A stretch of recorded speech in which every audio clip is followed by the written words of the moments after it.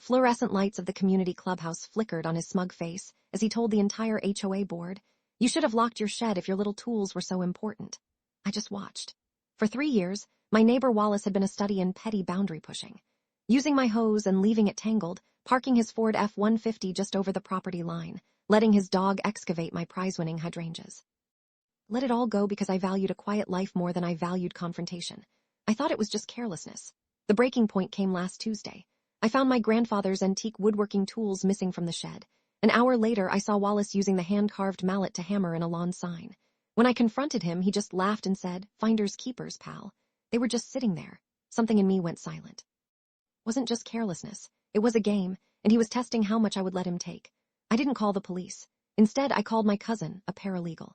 I spent the next 48 hours compiling the footage from the Blink camera I'd installed 2 months ago. I had 17 separate, time-stamped clips of him trespassing. The final piece was a screenshot of him trying to sell my grandfather's antique router on Facebook Marketplace for $800. His obsession with his perfect lawn, the one he won HOA awards for, required constant trips onto my property to trim his edges or steal my specially ordered fertilizer. That was the key.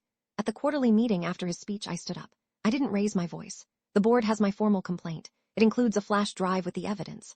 His face went from smug to pale. I continued.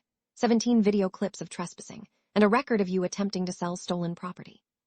Final video played on the projector screen. Him, clear as day, hauling a bag of my iron-tone fertilizer into his garage 2 days before he won Lawn of the Month.